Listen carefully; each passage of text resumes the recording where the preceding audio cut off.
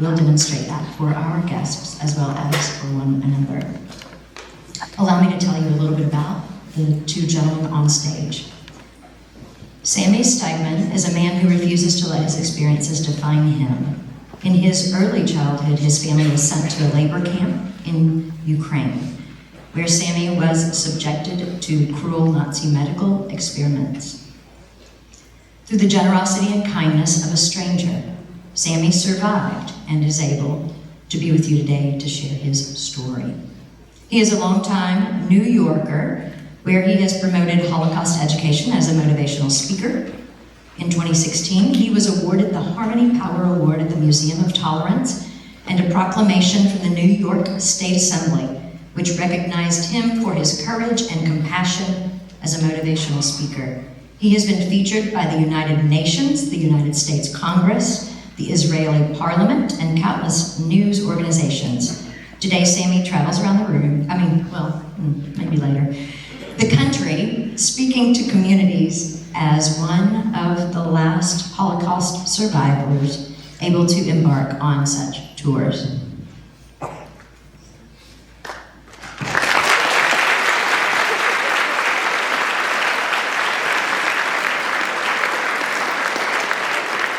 Thank you, sir. Welcome here. Max Perry is a student at Vanderbilt University, go Doors, and the president of the Holocaust Lecture Series, a recipient of the Obama Chesky Scholarship for Public Service, and a Stanford Law Scholar. Max is dedicated to promoting Holocaust education, advancing dialogue on campus, and expanding access to higher education for non-traditional students. In 2022, he was recognized with the Leader of Tomorrow Award by Ambassador Gilad Erdan on behalf of the State of Israel. Originally from northern Kentucky, nice, we have some bluegrass in common, Max is dedicated to a career in public service. So thank you, Max, for making this possible and for bringing Mr. Steigmann here with us.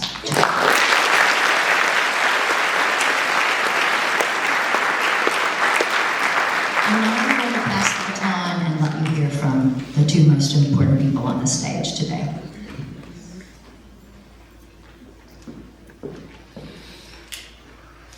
My name is Sami Steigmann. I am a Holocaust survivor.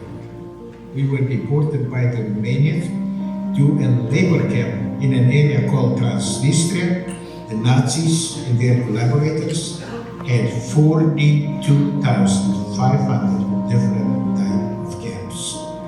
Basically, my parents were slaves. Since I was very young, only a year and a half, my life was spared because I was subjected to medical experiments. And later on, when came a stage that I was dying of starvation, a German woman who had access to the camp gave me milk.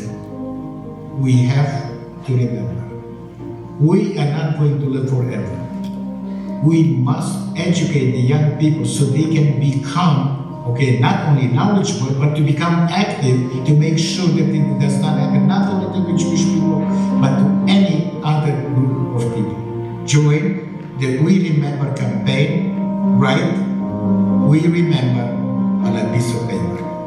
Take a photo holding your son. Share your photo on social media.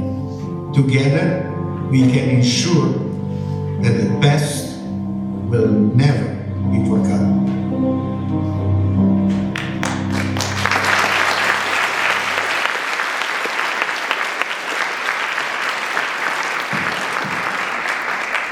Good afternoon, Hume-Fogg Magnet High School. My name is Max Perry, and it is my distinct pleasure to moderate this conversation with a man who needs no introduction. We've been looking forward to this all day, so truly thank you for your attention.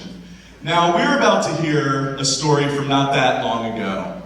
This Monday, we commemorated the 80th anniversary of the liberation of the Auschwitz concentration and death camp. 80 years ago,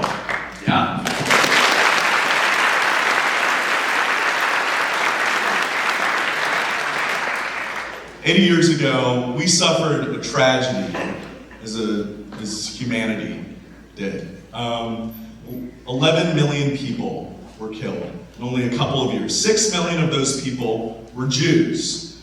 We're about to hear the story of a man that survived this tumultuous period in history. So for the next about 45 minutes, all we ask is for your undivided attention. We're going to reserve about 10 to 15 minutes at the end for questions. So as we're going on, think about things that you might want to know about Sami's story. Now, this might be a sad story, but we want to remind you of a couple of things before we get started. Mr. Steigmann's story and what he's going to share with you is an opportunity to really review what we're all here for, that we only have one life, one opportunity to make a difference on the world. So our message to you today is to make a positive difference on the world, to be compassionate, to be tolerant, to be empathetic, to be open, to disagreeing constructively. So with that, it is my distinct honor and pleasure to introduce you to Sami Steigmann.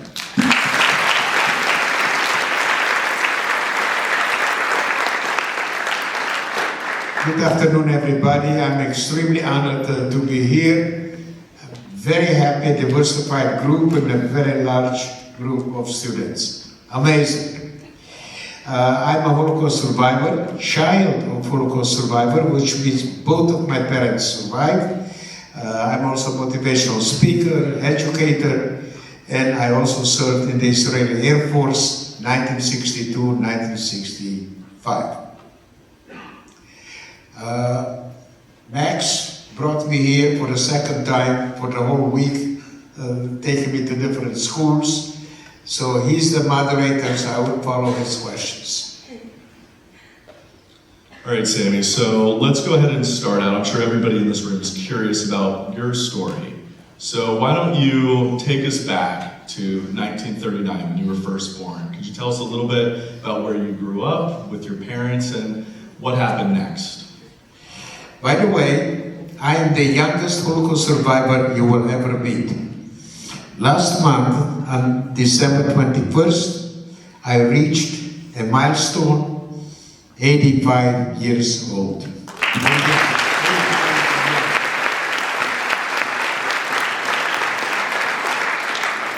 I was born in an area called Austro-Hungarian Empire. They had many different areas. One of them was called Bukovina. And Bukovina was, at a certain time, was part of Romania. Interestingly enough, my father was born in Romania proper, unlike my mother and I. What happened is we were deported, like you heard, by the Romanians, not by the Germans. Being only a year and a half, obviously in a labor camp, obviously I did not have the skills or the strength to do any work. And if you will ask any survivor how come you're alive today, everybody will use only one word, luck. My luck was I was never separated from my parents. Number two, I was subjected to medical experiments.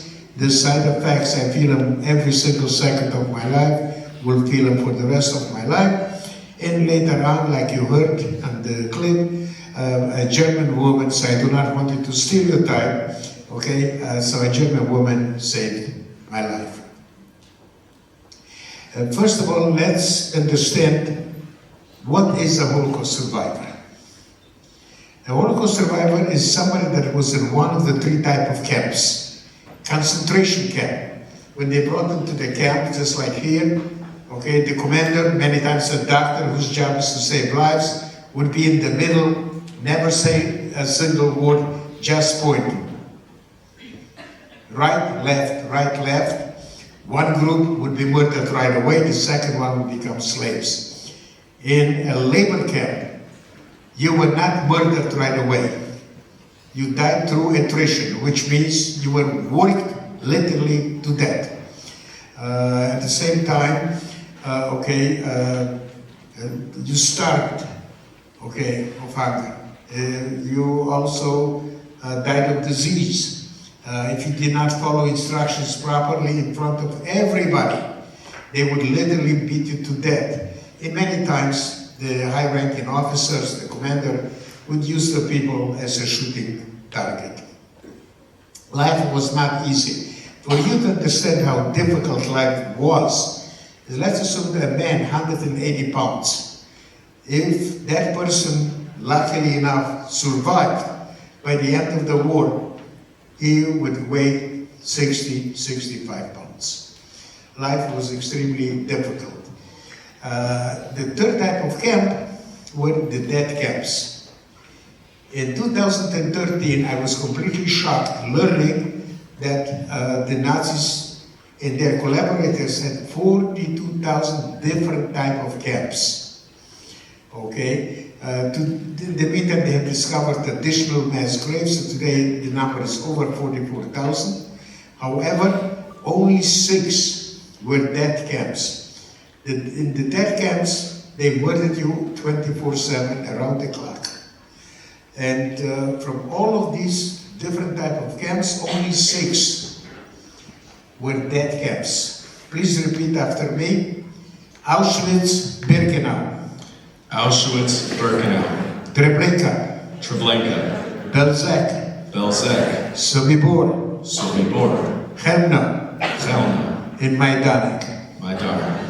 In Auschwitz-Birkenau, they murdered 1.3 million people, 1.1 were Jews, 200,000 were not Jewish people. The Holocaust is a unique moment in history, will never repeat itself. And there is a difference between genocide and Holocaust. A lot of people lump them together. Genocide is the murder of a group of people. Holocaust is the annihilation of only one group of people, of the Jews. Okay, and sometimes it's very difficult to understand how so many people worldwide, okay, found it not only acceptable but required to annihilate one group of people, the Jewish people. Holocaust is also something that we must talk about it forever and ever. Even if you're not Jewish, okay, you can learn somebody's story, personalize it, what does it mean to you, but we have to talk about it because it's the best example that I know of that can teach what hate can do to a person, to a group of people, to a nation, and to the world. Sami, why don't you talk to us a little bit about how the Holocaust happened? Because it didn't happen overnight. It was an evolution. There was process to it. There's misconception when the Holocaust happened. I'm going to start with the end of World War I. And I want you to remember one thing. Many hate groups start very small. And if we don't react in time, appropriately, okay, things keep escalating, they gain power, and at some point it becomes too late, like it happened in World War II. When the Germans lost the war in World War I, there were 3 punishments in the Treaty of Versailles that were so severe that the German people lost their national pride. Number 1, they had to return all the occupied land. They could not have an army. As a matter of fact, I have seen pictures that in a military parade, instead of having guns, they had shovels. And number 3, they had to pay reparations to all the countries that fought against. And that caused inflation. And believe me, you think that you know what inflation is, but you really don't know. This particular country is $34 trillion in debt. You, your children, grandchildren will have to pay for it. In Germany, in 1917, $1 American was worth 4 German marks. At the height of the inflation in 1923, $1 American was worth 1 trillion. You could have a wheelbarrow full of paper money and you could not buy even a newspaper. Nobody wanted the money. They used it to warm themselves up in the winter. So I do not want you to make comparisons what's happening today, nationally, internationally, with the Holocaust. What I want you to do is I want you to learn, okay, to become knowledgeable, but most importantly, to become active and to prevent future tragedies. When Hitler started the Nazi Party, he had only 6 people. But through propaganda, brainwashing, today we have the social media, okay? And like Hitler and his Minister of Propaganda said, obviously I'm paraphrasing, and he said, a lie told long enough becomes truth. And we have to stand up to lies or misrepresentations. So, in 1932, in the elections, because of the brainwashing, 30% of the German population voted for Hitler. You will be not surprised, shocked, that the initial goal of Hitler was not to murder the Jews. Its initial goal was to have a Germany free of Jews, Judenfrei.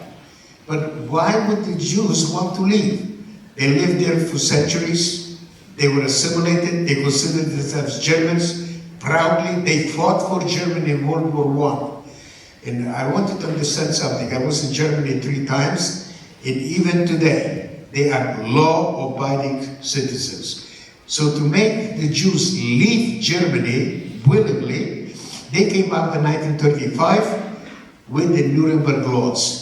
And one of the laws was, okay, German people, do not associate yourself with the Jewish people or with your Jewish friends. And being, okay, law-abiding citizens, the Germans felt patriotic to do that. It was the law. But they were not violent. Did the world know about it? Of course they did. Okay, there were small pockets of resistance, but mostly everybody ignored it. What happened is in 1938, Germany annexed Austria, and that became part of the Greater Germany. In November 9 and November 10 of 1938, there were 2 days of riots, sponsored by the state. They murdered over 100 Jews. They destroyed over 7,500 stores and synagogues and put in prison 30,000. That was the first time that the Germans actually became violent against the Jews. Those 2 nights are known as Kristallnacht, the nights of broken glass. The next stage, okay, since people did not react in time, okay, appropriately, comes September 1st, 1939. Germany attacked Poland, World War II started. Unlike Europe, which was occupied, Poland was annexed, and that became part of the Greater Germany. And if you remember, I told you that in Germany, their initial goal was to have a Germany free of Jews, Judenfrei. But in Poland, they found a major problem. 3.3 million Jews. What the hell do you do with them? And that came the idea of slowly exterminating. In the process of escalation, the next stage is June 22nd, 1941. The Wehrmacht, the German military, the Germans, broke their agreement with the former Soviet Union not to attack each other, and they attacked former Soviet Union. The operation was called Barbarossa. Behind the German troops, the Wehrmacht, were special killing groups. Their only job was to murder Jews and Russians. They were called Einsatzgruppen, extremely brutal. And behind them were the Romanian troops. The Romanian troops, they allied themselves with the Germans. They were not occupied. Romania was not occupied. And they annexed an area of former Soviet Union called Transnistria. And we were deported, like I said before, by the Romanians in that particular area in a camp called Mogilev-Podolsk. The next stage, and the final stage, is January 20, 1942. 15 high-ranking Nazi criminals got together in a city which today is part of Berlin called Wannsee. And they came out with the final solution to the Jewish question. That is the official name that they gave, which we call it today, Holocaust.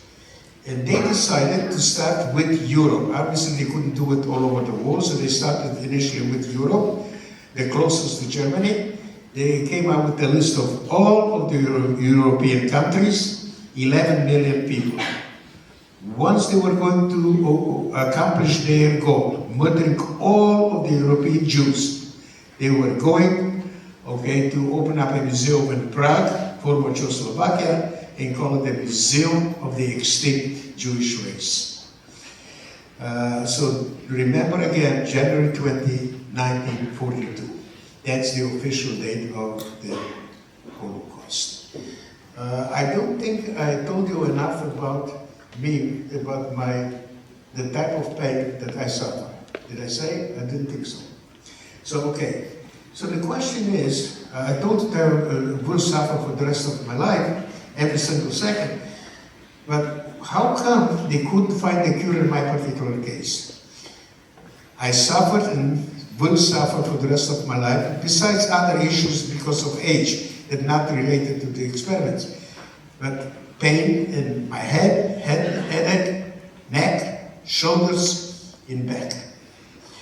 The reason they could not find a cure in my particular case because it was not localized. It is not localized, and I don't know when it starts. I don't know how long it will stay there. I don't know where it will go, and I don't know the intensity. Okay, it used to be excruciatingly painful in a scale from 1 to 10, 8 and 9. Occasionally it was mild.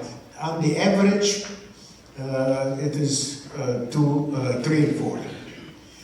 But I learned to live without the painkillers, and today I do not use painkillers, and I learned to live with the pain. Next. It's often difficult to quantify the number 6 million. I'm curious if you could elucidate that for us. What does 6 million really mean? It always bothered me, 6 million. And I personally, I don't know about you, cannot relate to it. It's a number. I cannot visualize 6 million. But let's bring it to a common denominator. If you would be on your feet in silence for 1 minute for every victim of the Holocaust, you would be on your feet in silence for 11 and a half years. That gives you a totally different perspective of the tragedy that happened at that particular time. Now, I'm also an Israeli, like I told you, and I just want to make a very small comparison between the Holocaust and in Israel. During the Holocaust, Jews died because they did not have a country. Right now, on our National Memorial Day, we remember the people that died for us to have a country. So it's a very big difference, but there is a relationship. And the other thing is, please do not make any comparisons to the past. Learn from it, become active. And by telling you how the Holocaust started and it kept escalating, you will be able to see the sons of today, learn how to step up, to become upstanders, and hopefully prevent future tragedies. All the tragedies in the world, genocide and Holocaust, happened, because of bullying, bigotry, hate, Jew hatred, but at the same time, all the changes have been accomplished by young people. So it's your legacy, your job to make sure this becomes a more compassionate, more peaceful, and a better life for everybody. I have 2 more questions, and then we'll go to audience question and answer. Now, the first one, I was curious if you could tell us a little bit more about some of the life challenges that you face, and if you could talk to us a little bit about how you overcame those challenges. Thank you. That's a very good one. By the way, I do not want you to feel sorry for me. But I want you to learn from me how I overcame those two challenges and remain a positive person. At the same time, I'm also suggesting to you, a lot of people, when they face difficulties, they run away from it. Don't. Face it, overcome it, and you will become a stronger person. You will realize they have strengths that you did not know, okay? And at the same time, you will become also a more compassionate person. The first challenge is I was homeless. I live in Manhattan, the most expensive city in the country, on a monthly income of $1,602. I still smile. So obviously when I became homeless, I had no support system. How do you overcome something like that? And I started to volunteer. And I used to volunteer for 18 different organizations because each one gave me something that was missing in my life. If we have the time, I can give you a couple of examples, but okay. But I just wanted to understand that by volunteering, whether you know it or not, when you help other people, in reality, you are helping yourself.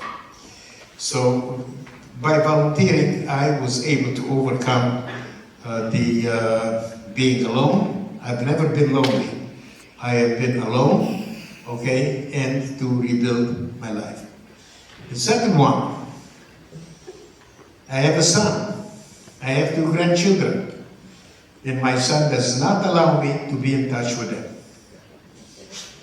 How do you overcome something like that and remain positive? I know people in my situation, and when somebody, okay, a friend of theirs tells me about their grandchildren, they said, I don't want to hear about it. I, on the other hand, I'm happy to hear, okay, about my friends' grandchildren's lives. We all have a want and a need. A want does not have to be fulfilled. Don't ask me why, because I can't give you a good reason. But my want is to go to Australia. There are so many other beautiful places all over the world. Why Australia? Don't know. However, if it happens, wonderful. If it does not happen, guess what? I can go on the internet and see any city I want. But a need must be fulfilled. My need is to teach and to share. Whether you know it or not, you allow me to fulfill my need to teach and to share. At the same time, for the time that we are and will be together, you become my substitute grandchildren.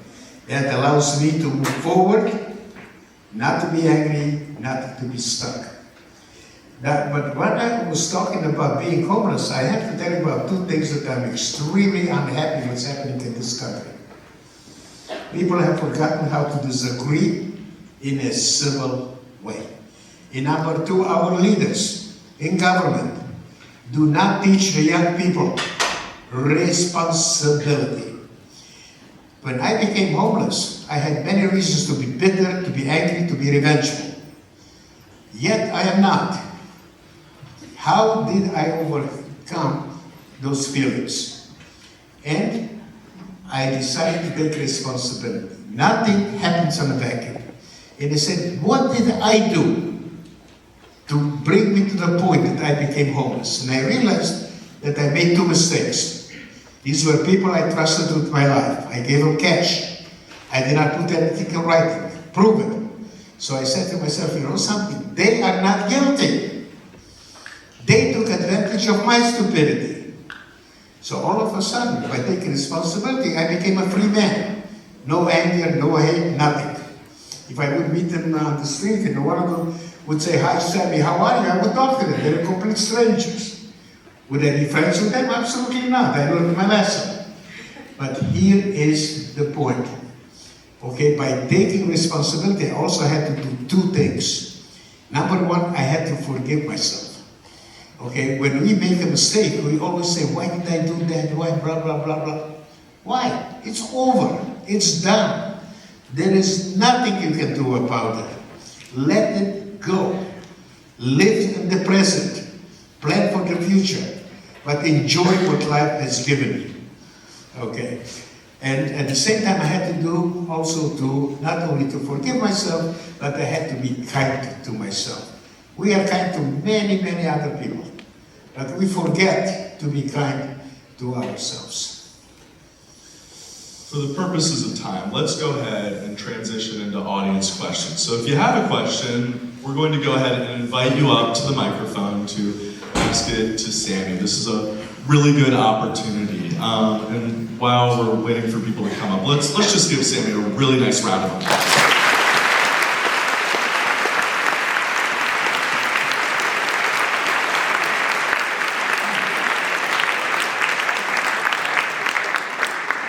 By the way, just for the fun of it, okay, you will be able to have access to my website, okay, to my PowerPoint.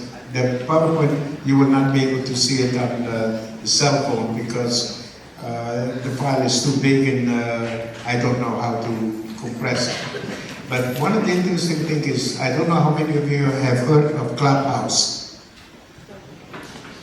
Looks like nobody. It's an audio app. 5 years ago, okay, I answered questions, and there's an NPC article on the website. I answered questions for 60 hours straight. People ask me, how could you do that? And since a number of you are seniors, you will go to university, I suggest for you to really think, what are you really passionate about? And once you are passionate about one subject, you will never work a single day in your life. Work will be pleasure, pleasure will be work. All right, well, we'll go ahead and take our first question from the well-dressed man.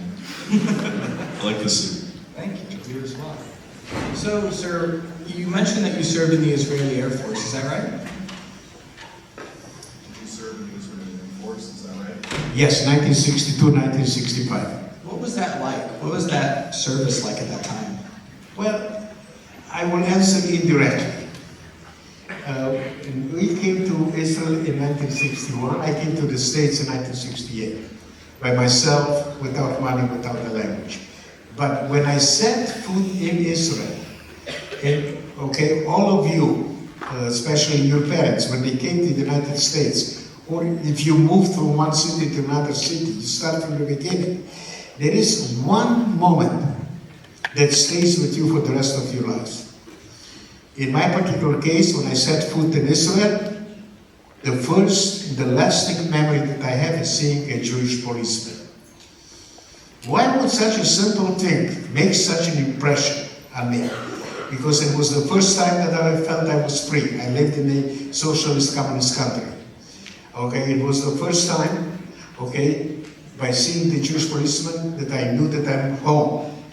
It was also at the same time I realized that for the first time we are in charge of our own destiny. We are always dependent on the benevolence of the regimes where the Jews lived. And that is the most memory that still sticks with me forever. Being free and being in charge of our own destiny, good, bad, or indifferent. But nobody will tell us how to live our lives. Thank you, sir.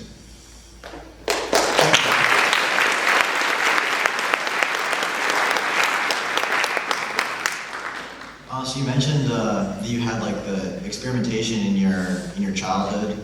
Like, do you know what happened that had caused this pain?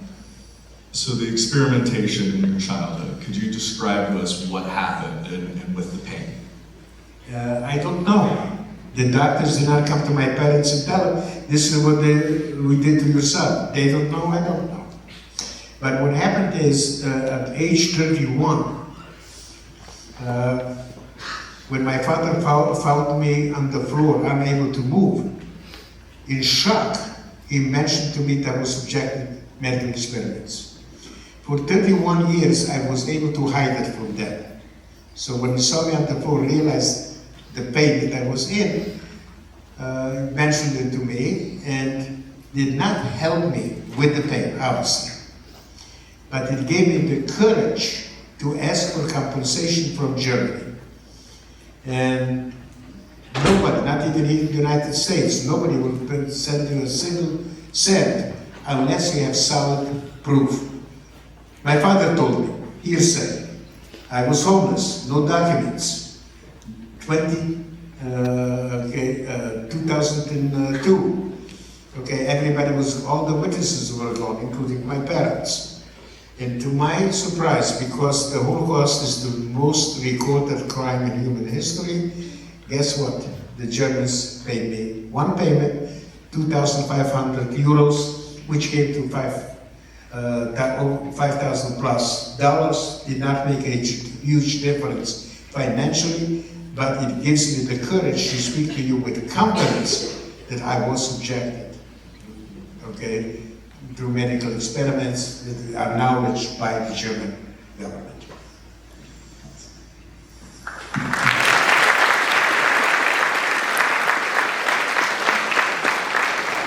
So you mentioned that you were rescued by a German woman, correct? Could you tell us what happened? You mentioned that you were rescued by a German woman. Can Yes. you tell us about what happened? Yes. Not far away from the camp, there was a farm owned by Germans. She brought food to the guards and the SS. So obviously, she had access to go wherever she wanted. After they finished with the medical experiments, came a stage that I was dying of starvation. And there are physical signs: big head, swollen stomach, swollen feet.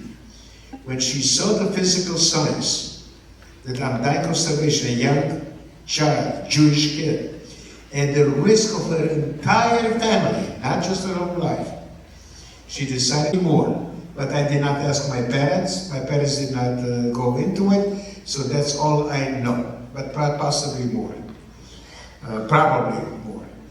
I do not know the name of the woman that saved my life, and I mentioned her because I do not want to stereotype. Not everybody was a criminal. But in 2014, I was in Israel to the Holocaust Museum called Yad Vashem to give testimony. And next to the museum, there is a garden honoring 27,000 people that saved Jews. And I saw a marker honoring the unknown righteous among the nations, and that made me very happy, okay, because indirectly, the woman that saved my life has been honored. By the way, what I'm talking about, I have to mention one other thing. It's another example, not to make comparisons, what happened in the past. There are many countries today that are accepting refugees. During the Nazi regime, there were only 3 countries that officially accepted Jewish refugees. Dominican Republic, China. My uncle was a refugee, but never in a camp. He was not a survivor. Okay? China, and number 3 was Philippines. So remember, Dominican Republic, China, Philippines. We're going to go ahead and just start to close, but if you have additional questions for Mr. Steigmann, we'll be here for an extra couple minutes, so just feel free to wait until the end. So Before you start clapping, whatever it is, okay, whether you believe it or not, I believe, okay, that all of you, in one way or another, will become leaders of this country. Some of you may be even leaders of other countries. But as a military man, what I want to do is I want to salute the future leaders of this country. God bless you. God bless America.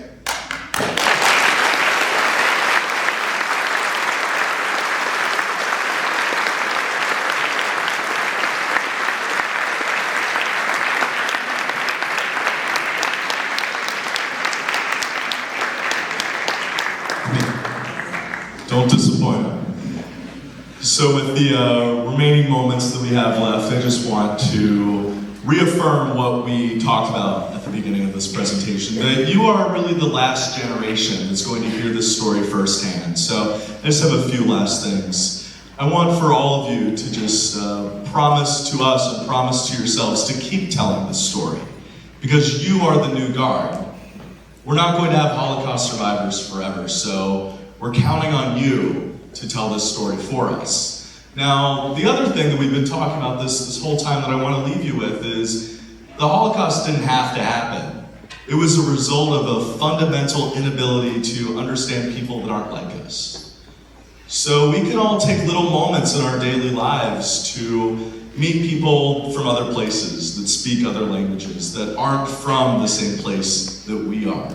And in doing so, we can learn from Sami's story and be more compassionate, tolerant, empathetic, and reaffirm that fundamental belief that I am my brother's keeper, I am my sister's keeper. We are able to be better than this. So with that, let's go ahead and close out. Thank you, guys. You said something that I have to talk about. Okay, remember, United States, in my opinion, is the only country where people identify themselves by their heritage. Jewish American, Italian American, Afro-American, Irish American. I personally don't like it. There is no other country that does that. When I lived in Romania, I adapted to the Romanian culture and I was Romanian.